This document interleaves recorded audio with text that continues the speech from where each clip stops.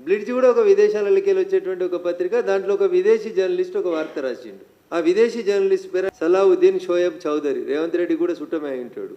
పత్రిక ఏదో చిన్న పత్రిక కాదు, వెబ్సైట్ కాదు, ప్రపంచంలో చాలా సంవత్సరాల నుంచి పబ్లిష్ అవుతున్నటువంటి ఒక మ్యాగజైన్. దాని పేరు బ్లిడ్జ్, BLITZ. బ్లిడ్జ్ అనే ఒక పత్రిక అందమైన బొమ్మలేసింది, బికినీల బొమ్మలేసిర్రు, రాహుల్ గాంధీ బొమ్మలేసిర్రు, రాహుల్ గాంధీకి భార్యలు ఉన్నారని రాసిర్రు, రాహుల్ గాంధీకి పిల్లలు ఉన్నారని రాసిర్రు, వాళ్ళ బొమ్మలు కూడా వేసిర్రు పక్కన. నీకు విదేశీ జర్నలిస్టులే కరెక్ట్ అయితే, విదేశీ పేపర్లే కరెక్ట్ అయితే, హిండెన్బర్గ్ రాసింది కరెక్ట్ అని మీరు నమ్ముతుంటే, అన్న నువ్వు కూడా ఎంపీ, నేను కూడా ఎంపీ, నేను బ్లిడ్జ్ పేపర్ని నమ్ముతున్నా. నువ్వు హిండెన్బర్గ్ నమ్మి మా ముందే బురద చల్లితే నేను బ్లిడ్జ్ని నమ్ముతున్నా. నేను బురద చల్తలేను. హిండెన్బర్గ్ నమ్మిన మీరు బ్లిడ్జ్ని నమ్మడంలో మీకు ఏమైనా అభ్యంతరం ఉందా? రాహుల్ గాంధీ గారి వివిధ రూపాలు, భిన్న పార్శ్వాలు, భిన్న భార్యలు, భిన్న సంతానం గురించి బ్లిడ్జ్ అనే పత్రిక వార్తలు రాసింది. దీనికి కూడా సమాధానం చెప్పుండ్రి.